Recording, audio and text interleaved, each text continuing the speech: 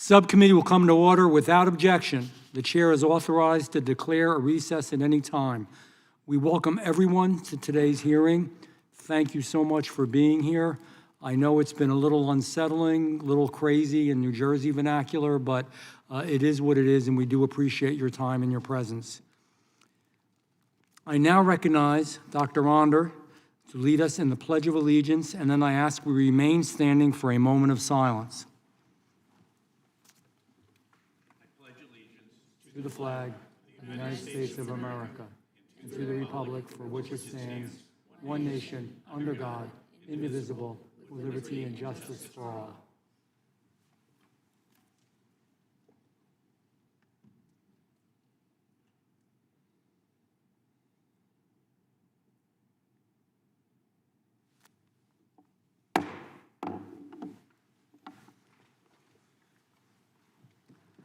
I will now recognize myself for an opening statement.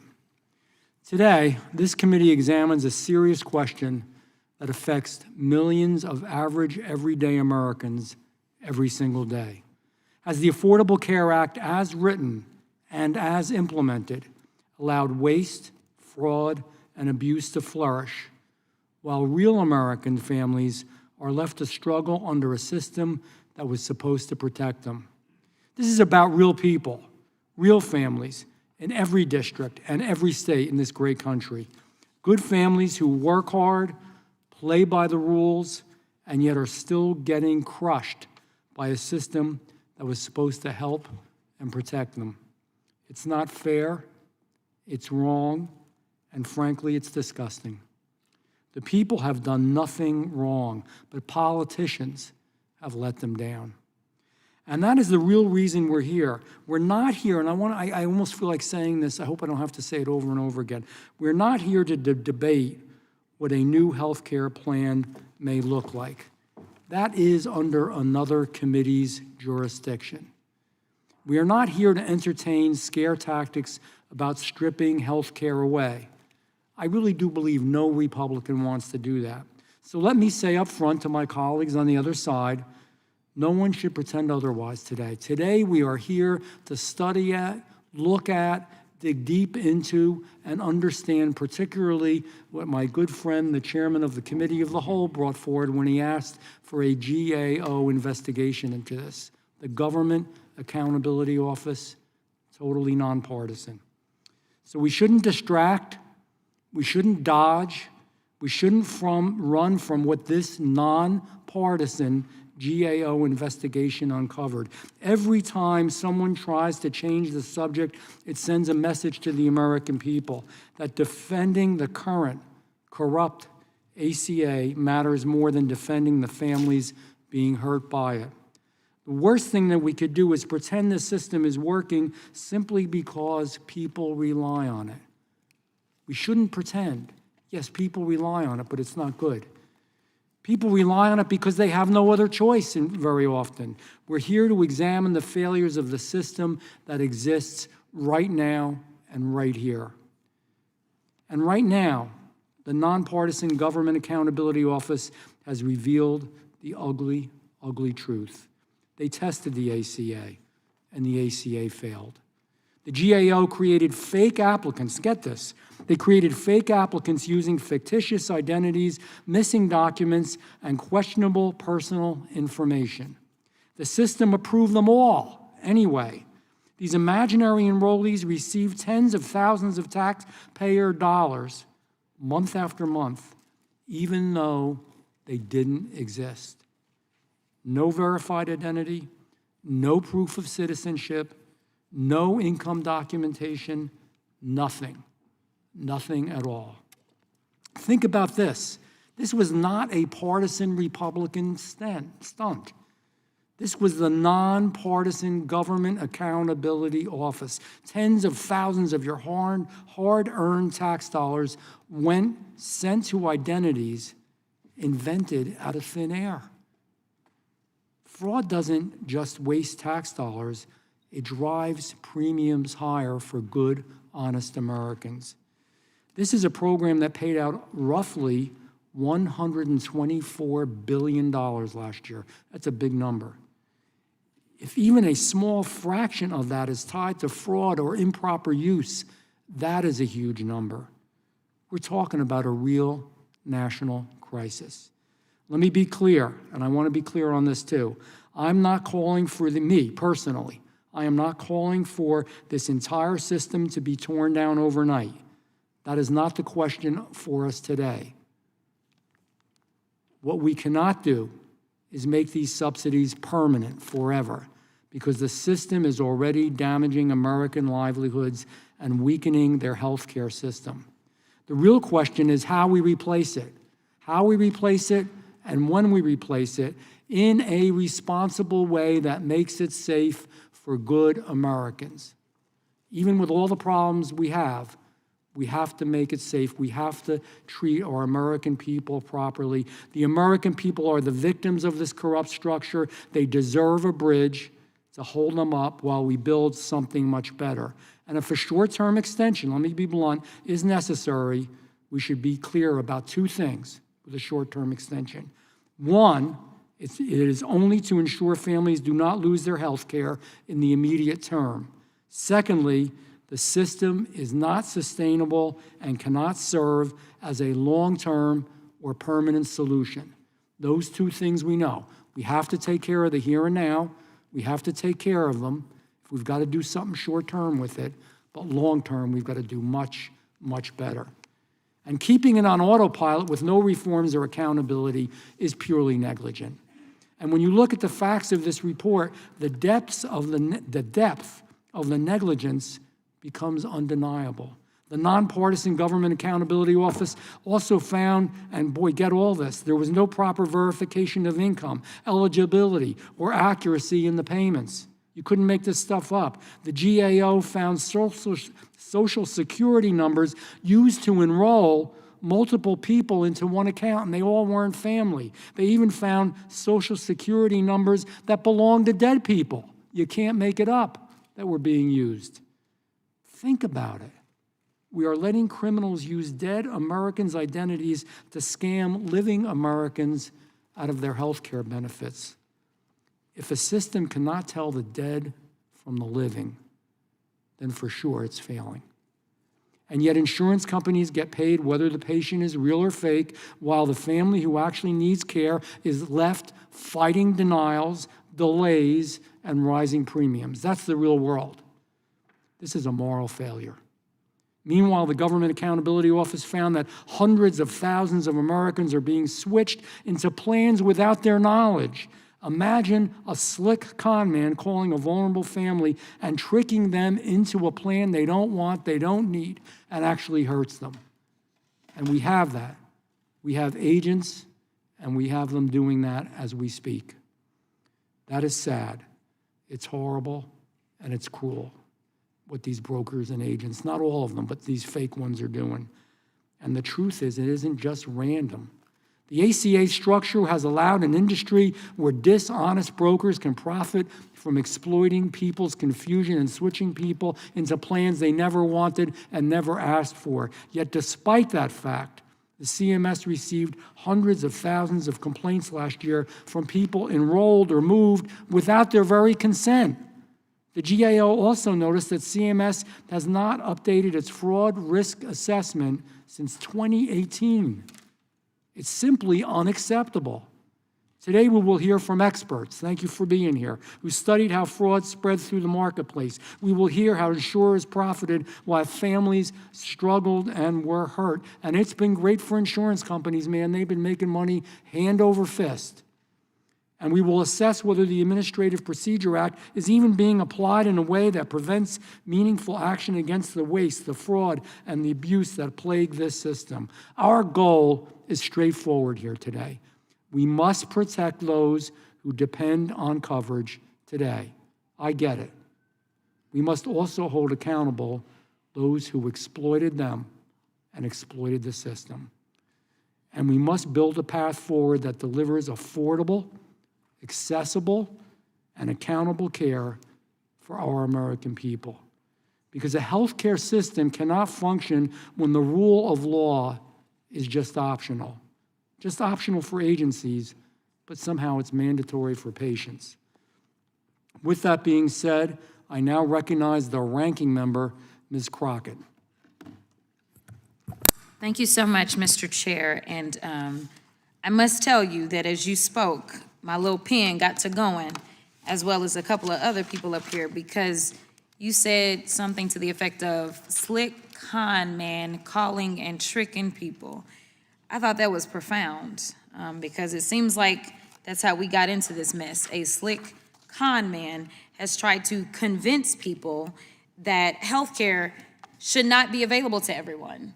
And that's why right now there are millions of Americans that have no understanding of what will happen. They don't know if they are going to lose their health insurance or not. And frankly, after the big ugly bill was passed, we know that there's going to be a minimum of 17 million people that will lose their coverage. But let's talk about these subsidies, because that's what we're here to talk about today. In a matter of days, Americans across the country will either begin paying thousands of dollars more per month for health insurance or losing their coverage entirely. In fact, more than 350,000 people, all of whom live in districts represented by Republicans on this committee, will lose their coverage entirely. 25,000 of Chairman Jordan's constituents will lose coverage. 30,000 of Chairman Van Drew's constituents will lose coverage. 20,000 of Chairman Fitzgerald's constituents will lose coverage. And they have the opportunity right now to sign the House Democrats' discharge petition to force a vote to extend the Affordable Care Act tax subsidies for 3 years. I appreciate that the chairman said that he doesn't feel like it should be permanent. I appreciate that it sounds like the chairman also did not have a fix. But what the chairman did not say is whether or not he would sign the discharge petition, which is only asking for an extension, and considering the fact that the last time I checked, the House, the Senate, and the White House are run by Republicans, hopefully within the next 3 years, they could actually find a plan. But nevertheless, I invite my colleagues on the other side of the aisle to do right, not by my constituents, but by their own. Instead, they've called this performative hearing to try to distract the American people from what is about to hit them. The fact that they have sold out their constituents because Donald Trump and their billionaire donors told them to do so. Their fake concern for fraud, waste, and abuse, and their talking points on lowering the cost of living, well, it's all BS. Every single bit of it. They gave these billionaires permanent tax cuts, and they are sacrificing the average American to pay for it. They canceled grants that schools were using to improve student outcomes. They stole resources that farmers and rural communities used to expand local food systems. They took resources from preschool and early childhood education programs. They dismantled programs that helped tackle homelessness and assist seniors. They eliminated medical research grants that have helped thousands of people battling cancer and Alzheimer's. They've done all that, but won't even help their constituents see a doctor, buy food, pay rent, or pay for childcare. They're okay with corporate socialism, but if you're a teacher or a police officer or a student or a sanitation worker, if you're living paycheck to paycheck, if you can't afford childcare, if you can't pay your rent, if you can't feed your children, if you can't afford to pay for college, if you're struggling with medical debt, well, you're SOL in Trump's America. Congressional Republicans don't believe they have the responsibility to look out for their constituents. They've been a reckless rubber stamp for Donald Trump, who doesn't even believe that there's an affordability crisis.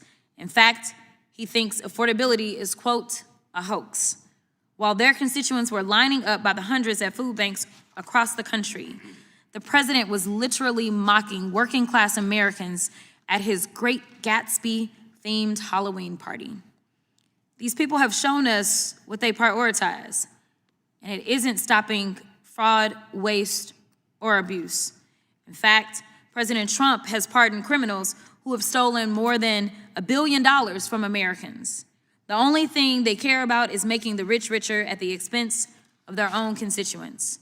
That's been Donald Trump's focus, and congressional Republicans have gone along with it. So this hearing is nothing more than another Republican attempt to dismantle the Affordable Care Act. It's performative to distract your attention away from the fact that they don't have a health care plan, just concepts of one. And I do want to make sure that I cover one other thing that the chairman spoke about. He specifically said that he's concerned about the fraud. He's not giving us numbers, but I can give you some numbers. If we're concerned about how much money it may be costing us because systems are not perfect, we have no perfect systems. We have always had some level of fraud in anything that we have because there's no such thing as perfection walking on this earth. But what I can tell you is that I seriously doubt whatever level of fraud it is that the chairman is speaking of, I seriously doubt that it amounts to the over $200 million that the president is trying to line his pockets with of taxpayer dollars because he feels like he's been aggrieved. I can probably tell you that the $40 billion that he sent to Argentina, I'm sure that that $40 billion is probably an amount that also is a lot larger than the alleged fraud that has taken place. So if we are going to talk about being fiscally responsible, if we're going to talk about how we can keep people insured, how we can make sure that people are actually going to live to see another day, and if it's really about a concern about the fraud, then maybe rein in the person that is wasting money or deciding the taxpayers should just line his pockets to the tune of over $200 million. And with that, I will yield. I thank the ranking member, and just to remind everybody, this hearing, there's a great number of things we could debate. Love it. I'd love to do it. Maybe we will. We'll have some colloquies and debates in the future, but we really want to focus on the problems with the ACA as it exists now, and I will get you some numbers as well. With that being said, I will recognize the chairman of the Subcommittee on the Administrative State, Regulatory Reform, and Antitrust. Boy, you've got a long name in your committee, you know that? That's a You lot. right? Yeah. It's a lot. Mr. Fitzgerald for an opening statement. Thank you, Chairman Van Drew, and thank you to our witnesses for being here today. Let me set the record straight. Obamacare is a complete failure. We are a decade and a half into the so-called Patient Protection and Affordable Care Act, a bill that was promised to the American people as a solution to lower health care spending. But patients have not been protected, and health care certainly has not become more affordable. Since Obamacare was fully implemented in 2014, health care premiums have risen 129%, over 3 times the rate of inflation during the same period. Additionally, premium subsidies have risen right along with the premiums. In 2014, subsidies cost the taxpayers $20 billion. In 2025, that number ballooned to $130 billion and $110 billion increase in 11 years. So if patients and taxpayers have not benefited from Obamacare, who has? Well, unfortunately, it's the large insurance companies. Since Obamacare was signed into law, the weighted average of health insurers' stock prices are up over 1,000%, far exceeding the S&P 500 during that period. In an even smaller time period, since the creation of enhanced premium tax credits in 2021, the Joint Economic Committee pointed out that, quote, the Biden COVID premium subsidies do more to improve the financial outcomes of large health insurers than to reduce health care costs for Americans. The reality is Democrats created a boondoggle that has funneled billions of taxpayer dollars directly from the U.S. Treasury to large health insurance companies, while at the same time added hundreds of billions to our national debt, delivered few results for the American people, and drove premium and premium subsidy costs far beyond inflation. And yet, Democrats demand that we keep injecting hundreds of billions of dollars into the very system they told us would make healthcare more affordable, despite clear evidence that throwing more money at their failed system is producing harmful results for Americans. Wisconsin common sense will tell you that trying the same action over and over again while expecting a different result is insane. Aside from the insanity of Democrats' position on extending Obamacare premium subsidies, let's talk about the subsidy program integrity, or the complete lack thereof. The enhanced subsidies have given rise to rampant fraud. As we'll hear from Mr. Bagdoyan, the GAO found significant instances of fraud in the premium tax credit program. The system allows insurance companies to effectively get away with stealing from the Treasury. Brokers are paid by insurance companies for each enrollment and are therefore incentivized to enroll as many people as possible. Whenever a person is enrolled or switches their plan, the health insurance company receives a subsidy, and the broker receives a kickback from the health insurance company. GAO found that in 2023, there were over 7,000 instances of an already deceased person enrolling in a subsidized health insurance plan.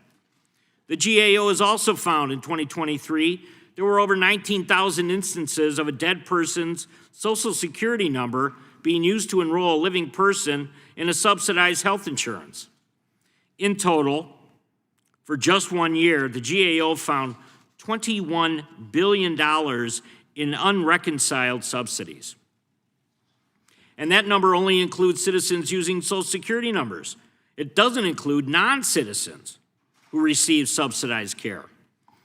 Independent research by the Paragon Health Institute estimates as many as 6.4 million enrollees misrepresented their income to qualify for the full subsidized Obamacare premiums. Paragon estimates the cost to taxpayers from this improper enrollment will exceed $27 billion in 2025 alone. This is not incidental. It is systematic risk to a program that has been ripe for abuse from day one. I'm sure our witnesses will elaborate further on that point. Thankfully, Republicans have taken action to combat this Obamacare fraud. In H.R. 1, Republicans ensured only U.S. citizens could receive premium tax credits. We also removed the cap on repayments to the federal government for excessive subsidies and added stricter eligibility verifications to ensure people do not receive generous subsidies before their eligibility is determined. Also, in June of this year, the Trump administration Department of Health and Human Services issued a rule meant to combat waste, fraud, and abuse in Obamacare subsidies. The rule would have gone into effect on August 25, 2025, but a Biden-appointed federal judge issued a stay that prevented most of the fraud protection measures in the rule from going into effect. The judge's opinion was legally and factually ridiculous.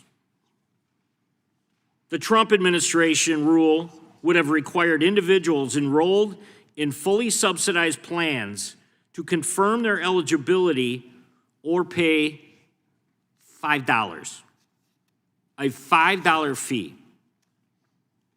But this judge decided that this easily avoidable fee constituted an illegal premium. The judge also criticized Paragon data analysis and said the CBO study, cited were too old. We now know that the CBO's analysis is up to date, consistent across the history of Obamacare, and consistent with Paragon's analysis. In closing, let me just say that Republicans are committed to real reforms that would lower premiums and give patients more choice over their health care. Some of our witnesses are prepared to discuss solutions that could do just that. But Obamacare as a whole, it's broken. After 15 years, it's broken.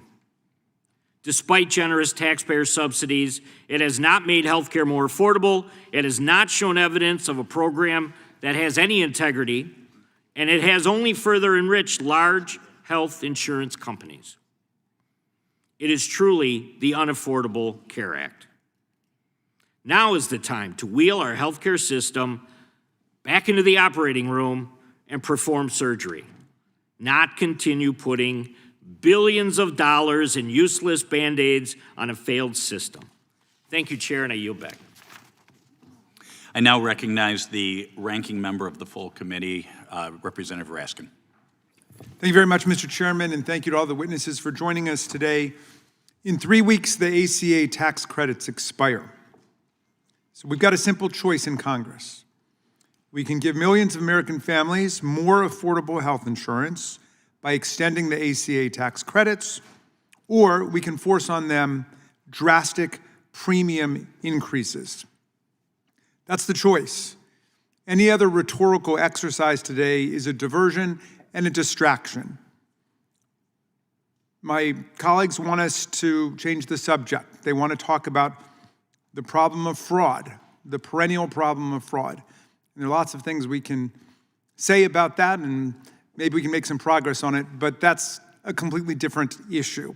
15 years ago, the ACA passed, and this historic achievement gave millions of Americans who'd been priced out of healthcare access actual access to health insurance and to life-saving medical care. With enhanced premium tax credits passed by Democrats, coverage became more affordable for tens of millions of people who did not have access to health care. But now, President Trump and our colleagues want to turn the hands of the clock back. They want to make health insurance more expensive for the American people. They want to allow tax credits for health insurance to expire. They have a solution to the affordability crisis in America, which they call a con job and a Democrat hoax, but which hundreds of millions of Americans live with every day. And their solution is to increase health insurance premiums for 22 million Americans by 75% on average. And for many Americans, their monthly premium payments are doubling or tripling. A 60-year-old in my district who makes $82,000 a year will see their premium increase jump from $581 to $1,552, a stunning 167% increase.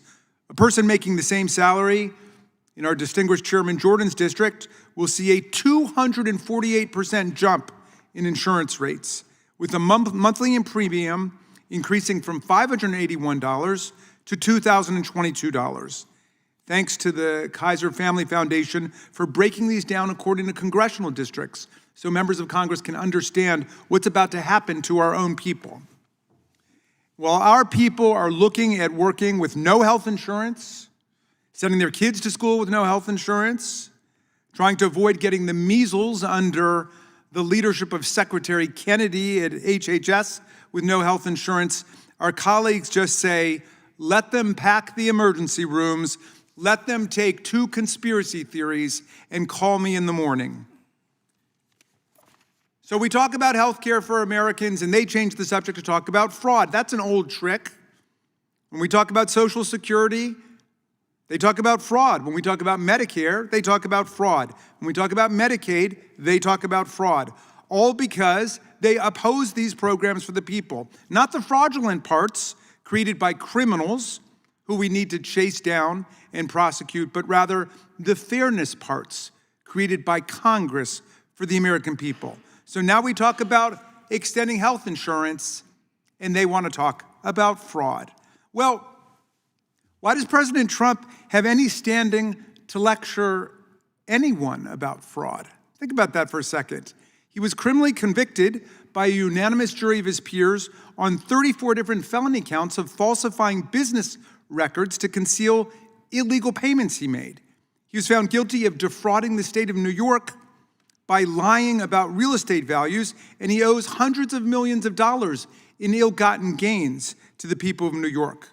But now he wants to distract us from their sweeping attack on the health care rights of the people by claiming to be enemies of fraud. What a joke.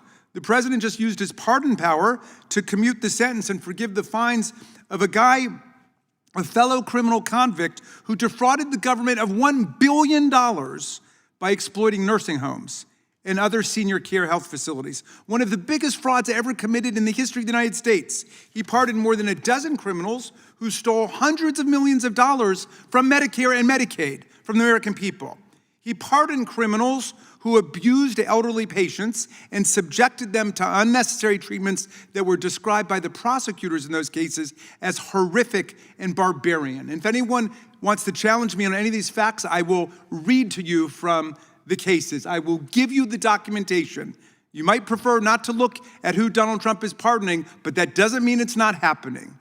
Not only did he free unrepentant, incorrigible fraudsters over the last 11 months, he relieved them of their fines and the restitution that they owed to pay their victims, a total right now of more than $1.3 billion and running. Before Trump, all the presidents had made the people actually pay off their fines and their restitution, but not this president.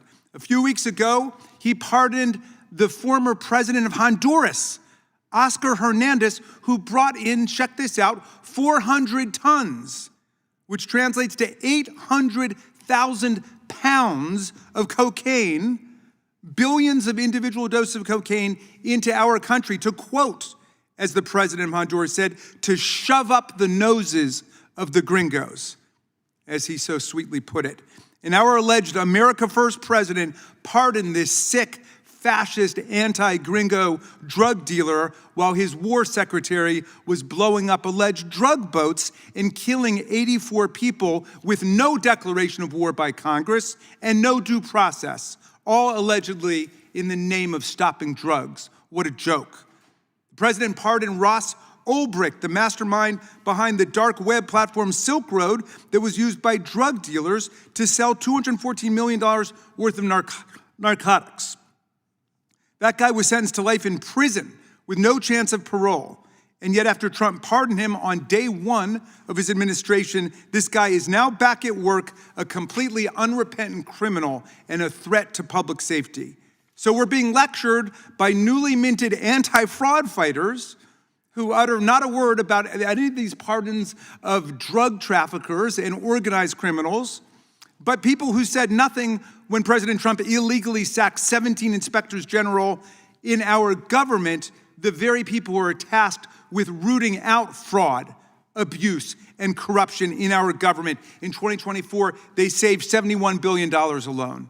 And they've been sacked and either not replaced or replaced with a bunch of political hacks. 10 million Americans have already lost their health insurance because of this obscene, ugly bill. A new CMS rule will rip care from 1.8 million Americans. Their plan to kill the ACA tax credit would mean another 4 million American families will no longer have health insurance. Fraud is a criminal wrong and a serious threat to the well-being of our people. And no one's doing more to stop it than the Democrats who built these programs that the fraudsters are going to jail for ripping off before being pardoned by the convicted fraudster president. Every dollar stolen is a threat to the infrastructure of our safety net. And yes, HHS, the Centers for Medicaid and Medicare Services, DOJ must do a lot more to fight it. We must all fight, not pardon and exonerate the criminals and fraudsters who steal from the American people. But the way to fight fraud is with targeted anti-fraud measures, not to destroy the public programs that actually serve the American people. They want to get rid of health care that we want to protect, and we want to get rid of the fraudsters that they want to pardon. Choose your side. I yield back to you, Mr. Chairman. I thank the ranking member. I'd like to submit with unanimous consent an article into the record. The article is titled Patient Protection and Affordable Care Act, Preliminary Results. And it just details, the ranking member asked for numbers, 19,000 instances of a dead person's Social Security number being used, 160,000 applications in plan year 2024 that had unauthorized changes through brokers, 66,000 Social Security numbers in 2024 that were used for over 365 days illegally. I could go on and on with the numbers, but I'd like to submit that. I'd also like to say, again, I want to remind everybody, this hearing's about the Affordable Care Act. If you think it's perfect, if you think there's no fraud, if you think the Government Accountability Office is lying, then you should say so. And I hope that everyone on the other side of the aisle has read this report from one end to the other. It is a nonpartisan report. It's not a Republican report. With that, I recognize the chairman of the full committee, Mr. Jordan. Thank you, Mr. Chairman. If you like your plan, you can keep your plan. If you like your doctor, you can keep your doctor, and premiums will go down. That's what the Democrats told us when they started this thing. They were 0 for 3. And now they're telling us, oh, the cliff that they created, which is going to happen in 21 days, if we don't extend the subsidies, the whole world's going to end. Subsidies increase costs. Choice and competition, lower costs. Subsidies drive up premiums. Choice and competition, lower premiums. But no, they just want to keep doing the same thing. Now, look, I understand there's a cliff coming, and we should address that. but we should address it in the context of actually doing something that brings down premiums for all Americans. I think they said 12 million, 22 million, different numbers. Well, there's 340-some million people in this country who have to deal with health care. We'd like the premiums to come down for families all across the nation. And then they said, I think the ranking member of the subcommittee, the senator from Texas, said there's always some level of fraud. And I think the ranking member of the full committee has talked about perennial fraud. What, as if it's okay? Have they not read the report? 21 billion in unreconciled subsidies were paid to insurance companies in 1 year. 7,000 times dead people enrolled. That's a miracle. Holy cow. 19,000 instances of a dead person's social security number being used to enroll someone who's alive. That's crazy too. One time, one social security number was used to enroll in 125 policies, in different policies in 1 year. That's phenomenal. And that's just perennial. That's just your run-of-the-mill garden variety fraud, I guess, according to the Democrats. Well, we don't think that's the case. So we would like to have healthcare where there's choice and competition, where you don't have this kind of fraud, and you don't have these endless subsidies going on forever, so that premiums actually come down for American families. And so I look forward to hearing from our witnesses to talk about those things that will make a difference for the families we all get the privilege of representing. And I yield back. Without objection, all other opening statements will be included in the record. We will now introduce today's witnesses. Mr. Seto Bigdoyan is a Director of Audit Services in the Government Accountability Office's Forensic Audits and Investigative Service Division. In FAIS, he leads audits of major federal programs focusing on program integrity and risk management issues.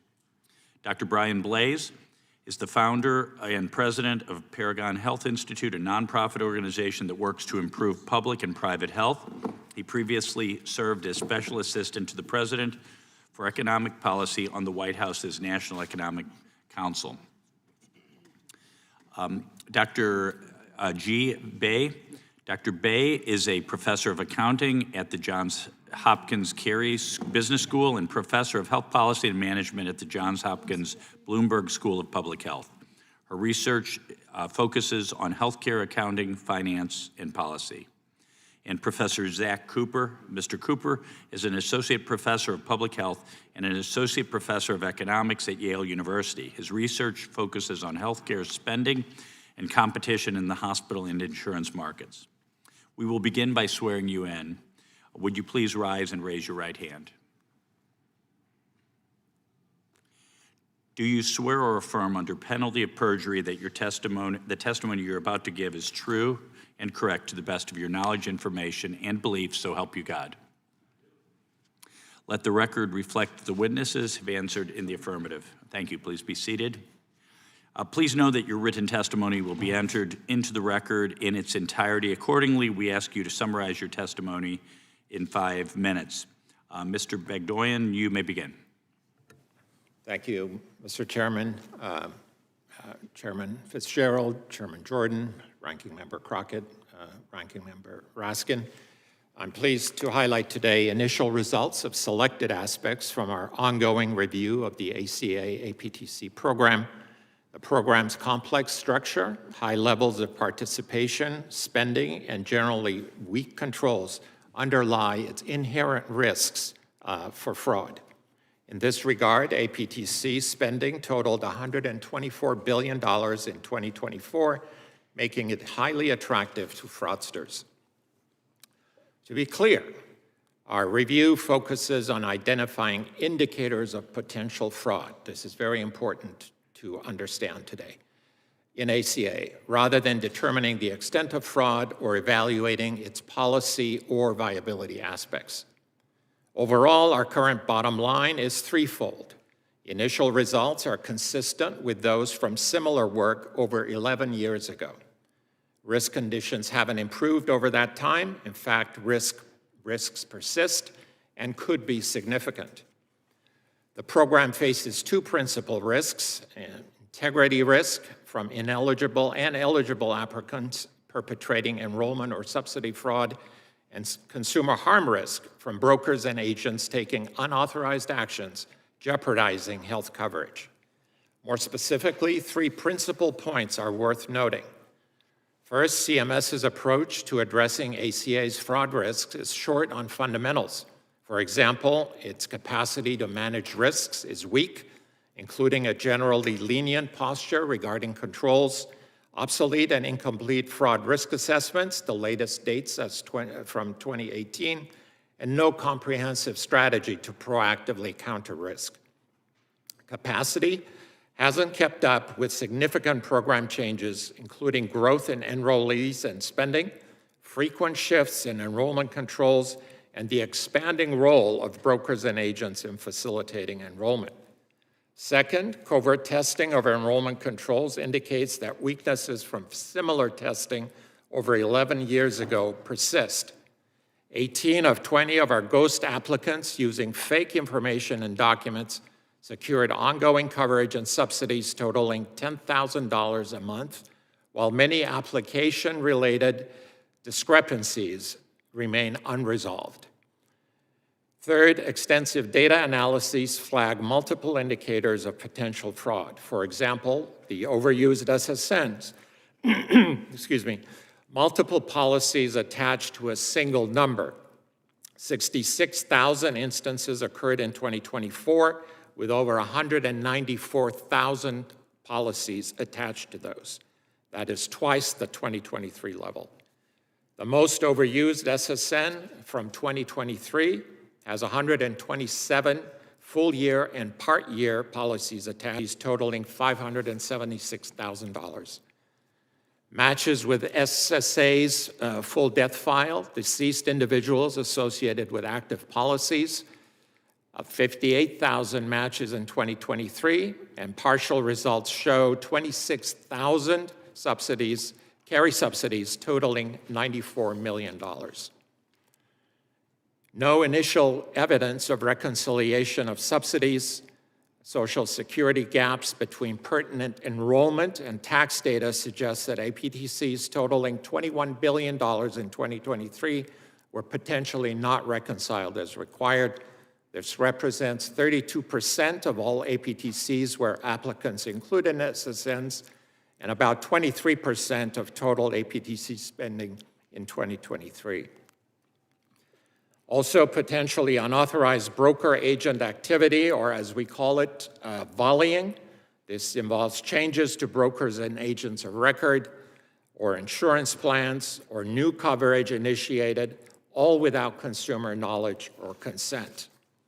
There were 160,000 instances in 2024. That is 5 times the 2023 level. Unauthorized changes jeopardize coverage and could result in consumer harm, for example, curtailed access to providers or medications. In closing, initial results show ACA's risks persist, undermining program integrity and jeopardizing consumers. However, CMS has not acted decisively and timely to counter them.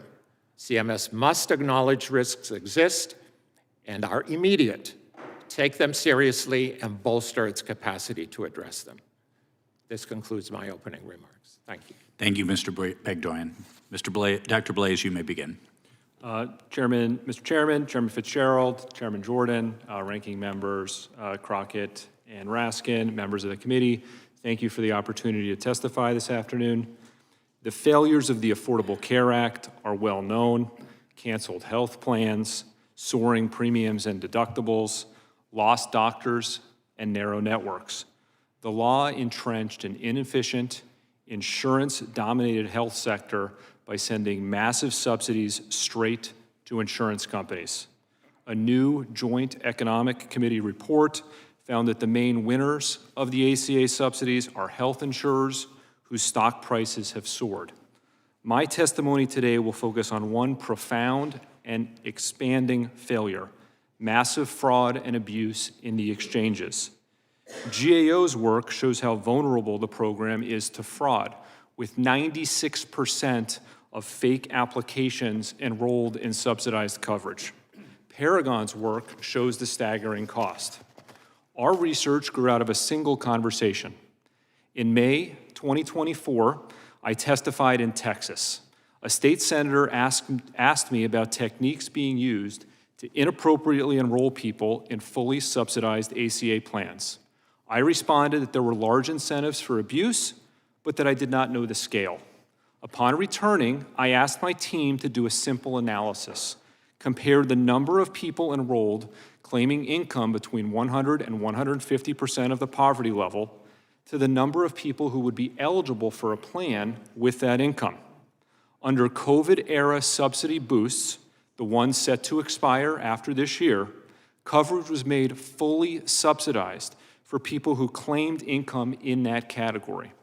Using conservative assumptions, we found 5 million more people enrolled in that income category than were eligible in 2024. Nearly half of all enrollees claimed income in this narrow band, and more than half of them were not eligible. In 2024, federal spending on ineligible enrollees likely exceeded $20 billion. We published our findings in a paper entitled The Great Obamacare Enrollment Fraud. Others replicated Paragon's work, and they got the same result. Exchange enrollment had surged, in large part because eligibility rules were ignored. Improper and phantom enrollment took off. After ignoring the problem for 2 years, the Biden administration's actions to penalize some brokers were too little, too late. As proof of their failure, improper enrollment surged in the last open enrollment period on President Biden's watch. After open enrollment in 2025, there were 6.4 million people enrolled in fully subsidized plans who were not eligible, at a cost of $27 billion. Many enrollees were victims, signed up without their knowledge. Some lost plans they liked, and others now face tax penalties. One customer service agent said that half of people signed up had no idea that they were enrolling in health insurance. A new study from the Competitive Enterprise Institute shows 2 times more people enrolled in exchange plans than report being enrolled in those plans. Automatic re-enrollment has simply shuffled improper eligibility determinations from one year to the next. In 2025, 45% of all exchange enrollees took no action and were automatically re-enrolled. Given widespread improper enrollment and many enrollees unaware of their coverage, we would expect many to never use their plan. The Biden administration didn't release information on zero-claim enrollees.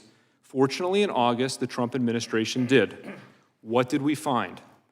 A surge in enrollees who never used their plan. No doctor visit, no prescription, no lab work. In 2024, nearly 12 million enrollees did not use their plan a single time, up from fewer than 4 million in 2021.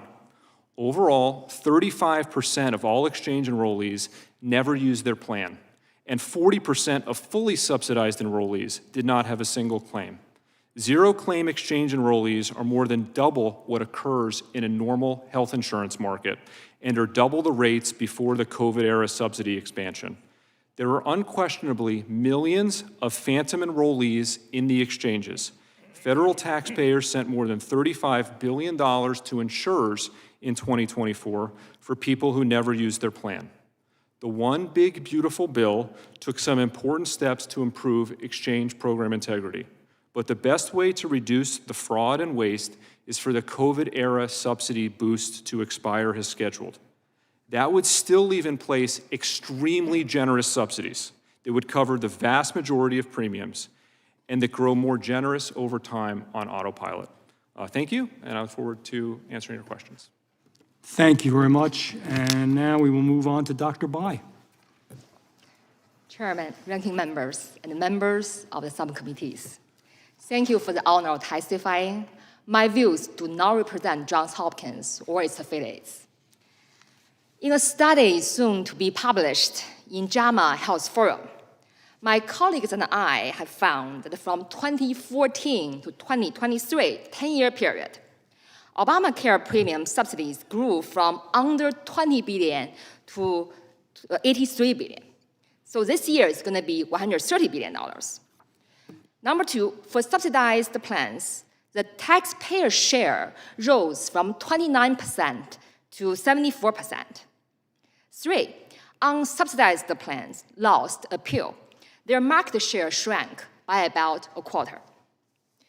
So taxpayers spent hundreds of billions of dollars on Obamacare subsidies, but did the money go to the right place?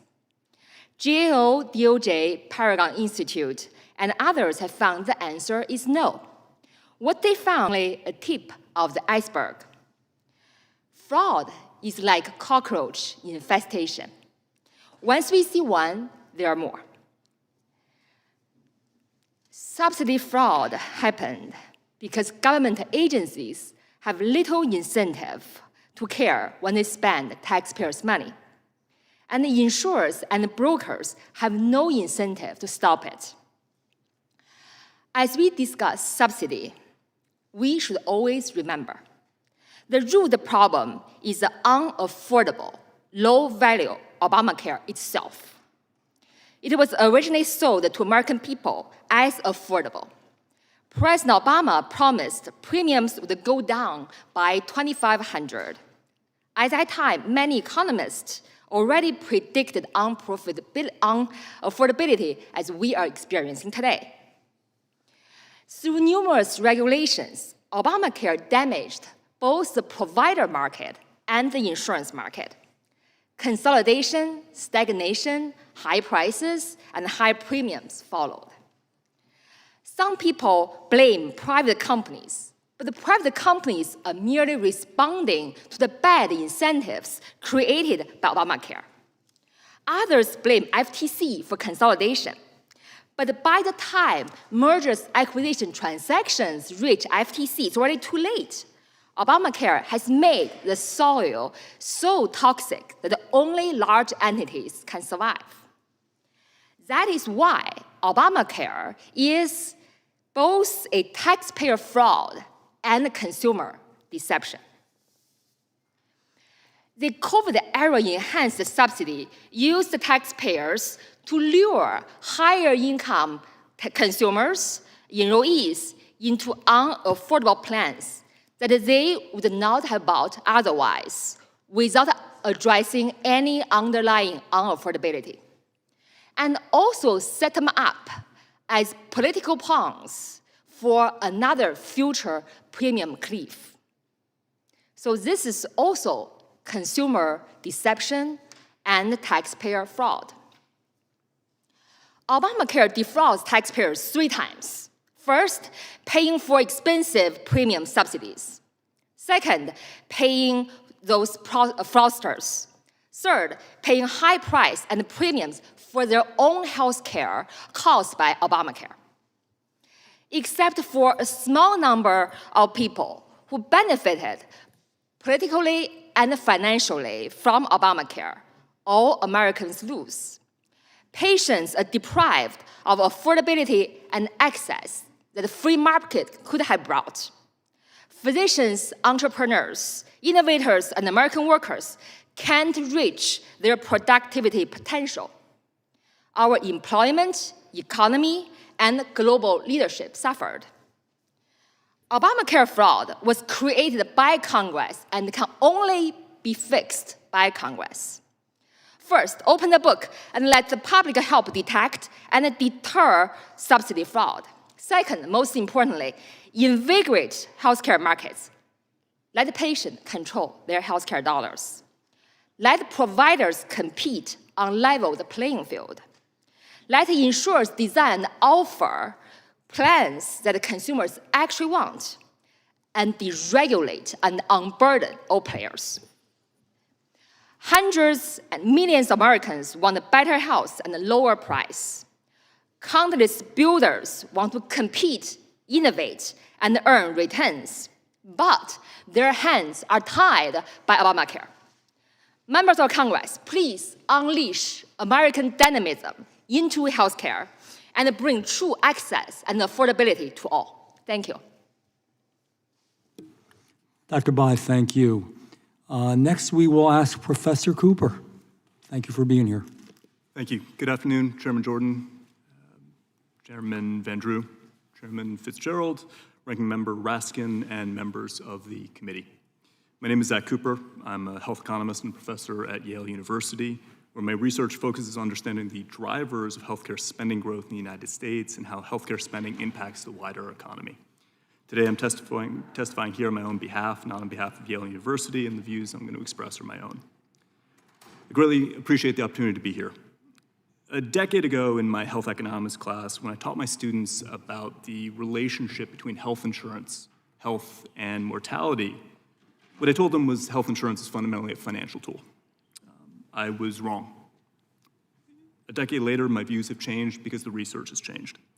The clearest evidence we have now is that enrolling an American in an Affordable Care Act plan on the exchanges makes them less likely to die.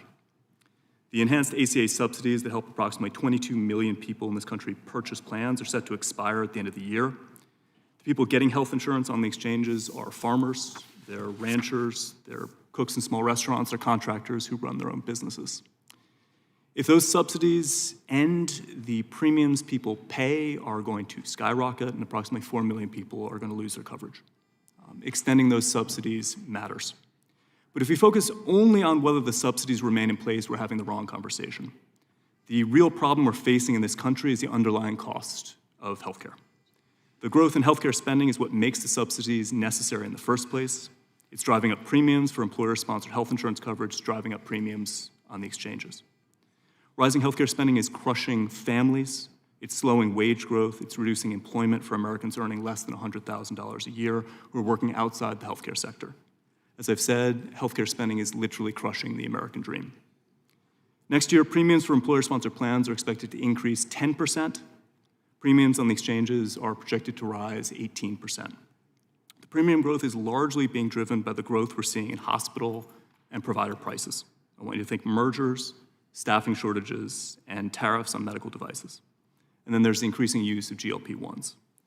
As the Congressional Budget Office has said, the exchange plans are seeing a sharper increase in premiums than the employer plans precisely because of the uncertainty over the expiration of the ACA subsidies. Insurers had to factor in the risk that if the subsidies expired, healthier people would be less likely to buy insurance on the exchanges, which is going to lead to a sicker insurance risk pool. So price growth is the biggest problem we're facing. Over the last 2 decades, prices in the hospital sector, as an example, have grown faster than prices in virtually any other sector of the US economy. We've seen huge numbers of hospital mergers, mergers of hospitals and physician practices, mergers of pharmacy benefits managers. This is what the problem is that we're facing, and there are practical steps Congress could take to address this. The first is introducing so-called site-neutral billing. Medicare often pays more, sometimes double, for the identical services when they're delivered in a hospital versus in an independent physician's office. This encourages consolidation, it raises prices, it drives up premiums. A second is increasing funding for antitrust enforcement. Increasing enforcement budgets turns out to be cost-effective for the federal government. It makes a difference. Finally, I think we need to begin serious exploration of larger healthcare reforms that could be implemented over the next decade. During the shutdown, one idea that briefly surfaced was a bipartisan commission to study ways to lower healthcare spending in this country. That commission shouldn't be a footnote. It's essential. Healthcare costs are crushing your constituents. Now, a brief word on fraud. As the GAO report makes clear, there is a fraud risk on the exchanges. And in 2024, CMS took action to suspend 850 agents and brokers from the federally run marketplaces because they had a reasonable suspicion of fraud. We shouldn't tolerate fraud. We should work tirelessly to stop it. However, my review or my read of the literature is that fraud is not the primary driver of the growth we're seeing right now in healthcare spending. What's really driving premium growth is growth in healthcare providers' prices. We as a country have failed to take the necessary steps to make healthcare affordable for people in this nation. My insurance is good. I'm going to assume that most of the folks in this room have pretty good insurance coverage. The reason I think that subsidies are important is because lower and middle class and lower and middle income Americans shouldn't be left uninsured or stuck paying astronomical premiums because policymakers, healthcare purchasers like employers have failed to make the tough choices that need to be made to rein in healthcare costs in this country. Subsidies alone aren't a solution. What they do is buy us time. The point is to use the time that they provide to build a system where coverage is affordable because care is affordable. So I'm delighted to talk about the steps we could take as a country to make healthcare more affordable. Thanks for the opportunity to testify, and I look forward to your questions. I thank the gentleman. I am now going to recognize the ranking member for his statement. Ladies and gentlemen, I want to apologize a little bit. We cannot control what happens on the floor. Things took much longer today. We're going to have another voting session. We are going to attempt to have two people, to be as fair as we can, on either side of the aisle speak, and that's going to wrap the hearing up. Otherwise, we'd have to come back, and everybody has previous commitments. So please accept my apology in advance to members on both sides of the aisle and to the witnesses. I am truly sorry about this. I was looking forward to a robust, thorough, full-throated debate on this. I really was. It didn't happen. The gentleman from Maryland. Mr. Chairman, thank you very much. And Professor Cooper, let me just pick up with what you just said. You testified that it was actually growth in healthcare prices and insurance prices that is really driving the cost increases, not so much fraud. But then you mentioned that there were 850 insurance agents and brokers who were suspected of fraud, waste, and abuse, who had been removed by the Biden administration. And then, this is somewhat of a bombshell, I think, tucked in the GAO report, all 850 of those shady insurance agents and brokers accused of fraud were allowed back into the marketplace that they were suspected of defrauding. Did I hear that right? That's my understanding, yes. Well, I know you don't think fraud is the big deal here, but that can't be a sound practice. Can it be, to have the Trump administration restoring potentially fraudulent brokers and agents to the government, to the program? If your goal, Congressman Raskin, is to reduce fraud, that's not what I would do. Okay, so Mr. Bogdoyan, let me come to you. You identify in your report potential risks for fraud in the ACA program. Just to be clear, are those kinds of potential risks you identified unique to the ACA program, or are those potentially present in all healthcare programs or all government programs? Yeah, it's a great question. Thank you for asking it. You know, the indicators for identity proofing and eligibility determination, those are the key ones that pretty much run the gamut of any kind of a All right, good. And so just to follow up on that, this also is not something new that's taking place now, or was not new in the last administration. You identified that potential risk of fraud went back to 2014, right? That's when we first started this work, sir, yes. Okay, so it seems to me that really this hearing should be about what is the administration doing to confront this risk of abuse that has been, in place for more than a decade. So can anybody answer what Secretary Robert F. Kennedy Jr. at HHS and Mehmet Oz are actually doing about the potential kinds of fraud that go back to 2014? I don't know. Dr. Blaze, can you answer that? Yes, thank you for that question, Congressman. The administration did a final rule on exchange program integrity that included a lot of policies that would reduce the fraud. One of them was to have a $5 minimum payment, to review people's eligibility prior to continuing enrollment, to address issues with auto re-enrollment. That rule was stayed by one judge, so it wasn't in effect. The reconciliation bill actually has three important provisions to address some of the fraud. It will require enrollees starting in 2028 to take action prior to being auto re-enrolled, so the insurer won't be able to just keep them in the plan. The enrollee will have to do something. Yeah. It addresses the Biden administration opened up a enrollment for anyone claiming income in a certain category at any point in the year. And I mean, the GAO report showed just how vulnerable the exchanges were. So that is called the special enrollment period, significantly opened up the opportunity for fraud. Let me just stop you because I'm running out of time here. The United States District Court in Maryland struck down that rule, state enforcement of that rule, as I understand it, right?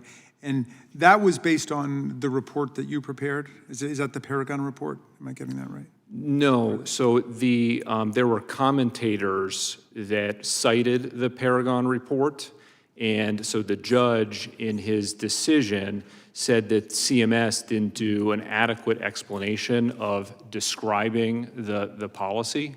There was also another judge in a Massachusetts court that looked at the same issue and threw out the challenge. Okay, but so let me, here's what the court said, this is not really my field, but it said, defendants are not free to support a rule change with data of questionable validity and limited relevance, and then refuse to engage with commenters' reasonable concerns that the data fails to support the conclusion the agency drew from the data. And so the court essentially rejected the underlying methodology and the data that was collected. Well, the court didn't look at the Paragon report. The court looked at the commentators that wrote about the Paragon report. And I can tell you, Congressman, CBO has cited that report in their work. CBO has estimated improper enrollment in the exchange, and CBO's estimates are consistent with what Paragon produced. Okay, well, thank you for that. And I just hope that the administration will take the problem of fraud and abuse seriously and work on it, because the tools exist now. Thank you for your patience, Mr. Chair, and I yield back to you. I thank the ranking member. I'm just going to ask a couple of questions quickly because I want a couple other members to be able to speak. Real quickly to all of you, is the GAO a nonpartisan organization? Mr. Bagdoyan. Absolutely. Dr. Blaze. Yes. Nonpartisan. It's not a Republican organization. Dr. Bai. Dr. Bai? Yes. Okay, thank you. Professor Cooper. Yes. Okay, thank you. Did the GAO, Dr. Blaze, I'll ask you this question, say that dead people were receiving benefits? They did.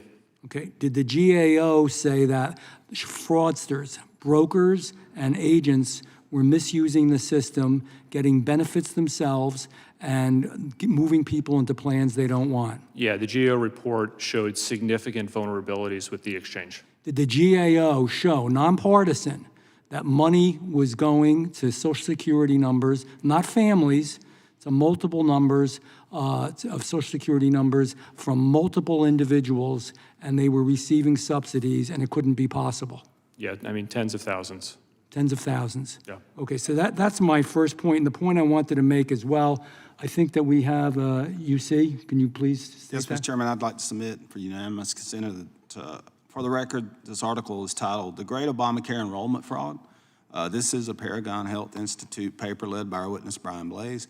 And the paper takes a deep dive into the Affordable Care Act and explains how it is susceptible to fraud, opening the door to insurance brokers to take advantage of the marketplace. I thank the gentleman without objection, and I just want to say briefly, and then we're going to move on to some other questions. That's what this hearing's about, and I wish we had more time.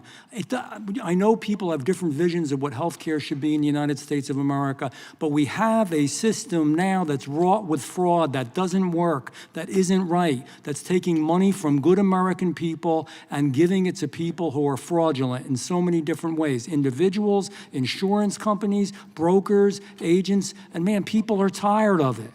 And we owe them Mr. to Chairman, do can I just- better. So I'm on my time, please. Oh, are you? Okay. I am. It wasn't working.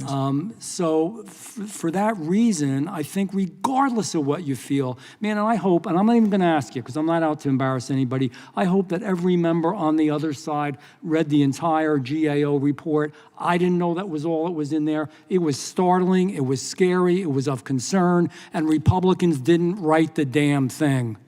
It came from a nonpartisan government organization that just does what's right. Sometimes I don't like what they do, but they do what they think is right and tell the truth. With that, I will yield to Mr. Correa. Thank you, Mr. Chairman. Mr. Bagdoyan, you talk about fraud, the GAO report. In that GAO report, is there anything there that suggests that the premium tax credit should be eliminated? No, that is not Nothing. part of our work. Okay. We're not looking at policy or viability, sir. Okay, and I'm going to come back to Professor Cooper. You talked about subsidies being important to cover with health care, lower class, middle class. We're talking about working class families in this country who, when these premiums, tax credits expire, they will essentially be uninsured. That's really the issue here. Insurance for working class families, not about fraud, because there's a lot of fraud in a lot of areas in this government. But to go after health care for working class families, that's what we're talking about today. They're going to expire, without a doubt.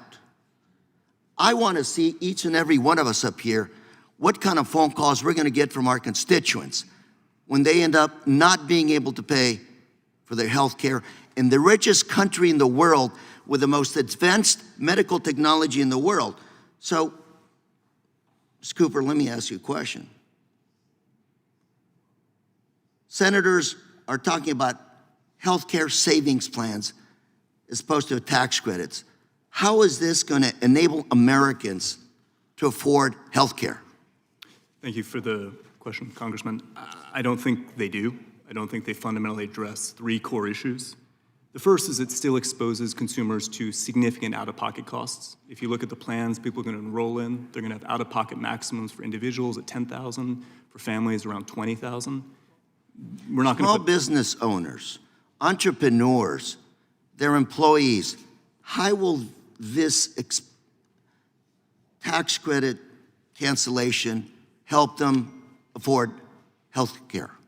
Yeah, the health savings accounts won't make getting insurance easier. We're going to see premiums for a couple making $85,000 who are 60 years old jump by $20,000. It's not going to help those people. So let's talk about this red herring fraud. There is fraud. Are individuals insured getting rich off this fraud? Getting a subsidy in their health care? Are they using it to finance their vacations? Or are we talking about an industry with brokers that are essentially making money? 850 that were suspended. How many of those individuals actually spent time in jail or actually were able to cough up those illegally gotten gains? Anybody here tell me? How many of those folks spent a day in jail? Gave back ill-earned savings, earnings that they got fraudulently. We're talking about fraud here today, and nobody went to jail. So how serious really are we about fraud versus insuring individuals? Dead people, Social Security numbers, did those people benefit from the subsidies? Did their relatives benefit from the subsidies? Or did the brokers make a buck off the government? Which one is it? Anybody? The insurance company and the brokers, they have every incentive to So benefit. why didn't they go to jail? There have actually been some people that have gone to jail. So the punishment here is to punish every American that's subsidized today under the Affordable Care Act. They're the ones that are going to be punished because they're going to lose the ability to afford health care. That's what we're saying here today.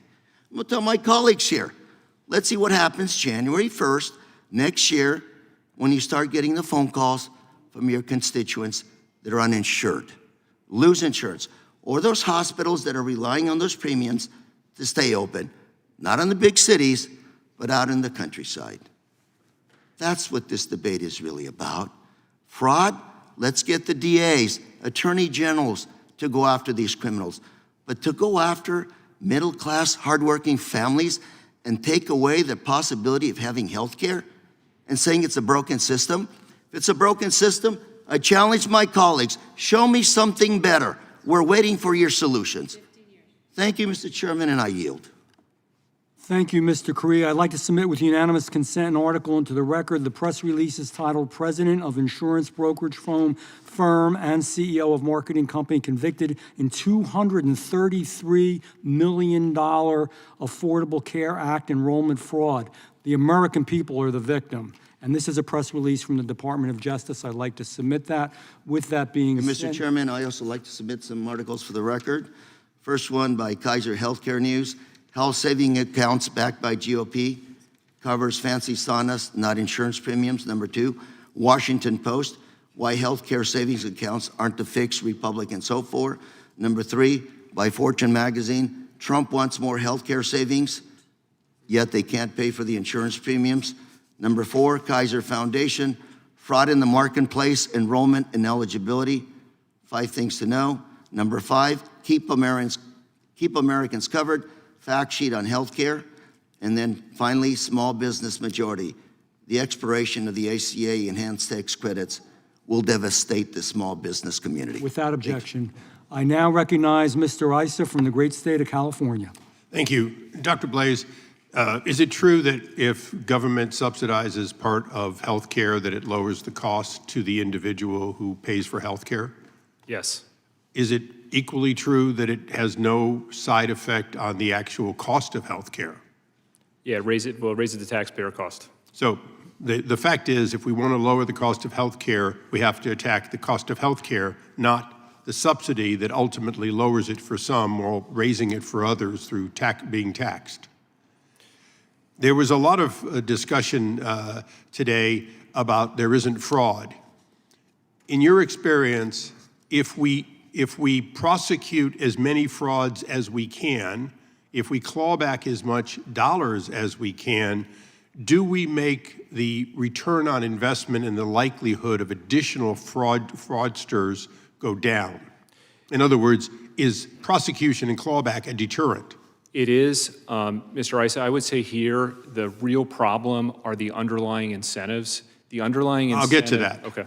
And then the next one is an affirmative request to have a benefit an unreasonable thing to ask for from everyone who receives the benefit in general? I do not think that's an unreasonable request. No. So requiring that if someone wants a renewal, they apply for it, not only reduces fraud, but it clearly is intended to be a reasonable request that somebody say they want it and they're entitled to it.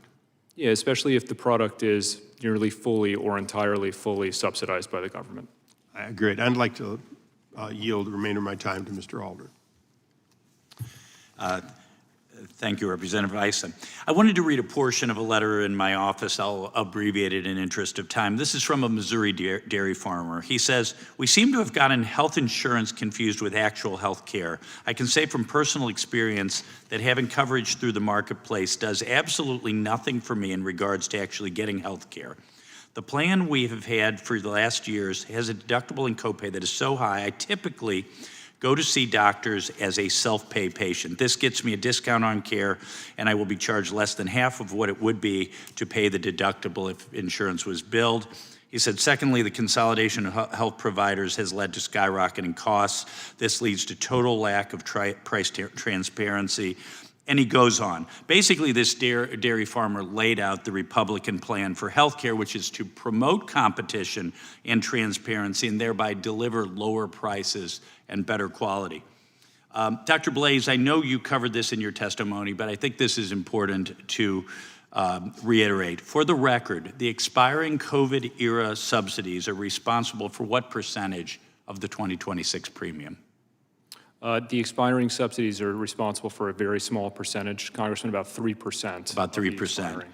And so the remaining, 13.3% premium increase will still go into effect regardless of whether the COVID-era subsidies. Yeah, premiums are going up next year because of underlying problems with Obamacare, not because the enhanced COVID-era subsidies are expiring.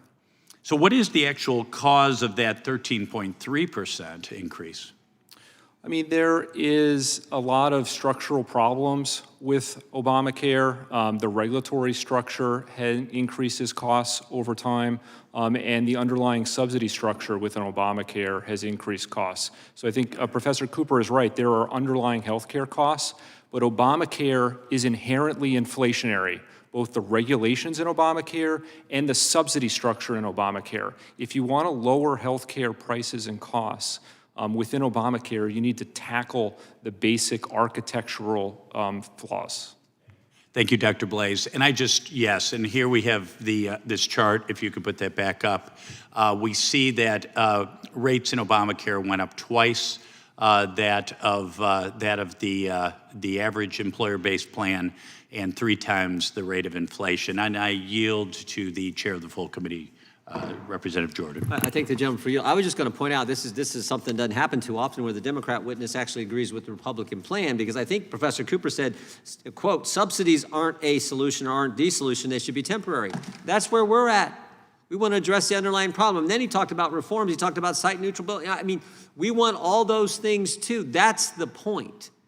The Democrats, someone, I think the ranking member said earlier, the Republicans don't have a fix. The Democrat fix is to continue the same old thing, which is just what that chart displayed doesn't work, and continue the subsidies forever, not temporary, as their witness said they should be. So we want the temporary subsidies to deal with the cliff, but we need the reforms that encourage choice and competition and would actually bring down premium costs. So I wish we had more time. I appreciate the witnesses and the testimony they gave, and I appreciate the study from the GAO, which showed just all the fraud that's taking place as well. I yield back to the chairman. Thank you for having this. Thank you, Chairman, and let me just say I agree with the chairman, and something I've been saying all along. Temporarily, got to do something. Long-term, we got to do so much better. That's what this was about, this hearing. With that being said, it concludes today's hearing. We thank our witnesses for appearing before the subcommittee today. Feel free. I'm going to, okay, before I gavel out, yes, go ahead. Great. This is from the American Hospital Association. This is setting the record straight, separating fact from fiction on health insurance marketplace fraud. Professor Cooper's article in the New York Times, The Healthcare Debate We Really Need. And finally, the Georgetown Center on Health Insurance Reform, Health Savings Accounts, Robin Hood in Reverse. Thank the ranking member without objection. And that concludes today's hearing. Without objection, all members will have 5 legislative days to submit additional written questions for the witnesses or additional materials for the record. And I again want to apologize to you all. I wanted to keep you here until you were exhausted, and we had a couple hours where we were stuck on the floor. You did a good job. Thank you. And again, I apologize to the other side of the aisle. Again, I wish we could have debated even longer. With that, without objection, and I apologize to our guys. Without objection, this hearing is adjourned.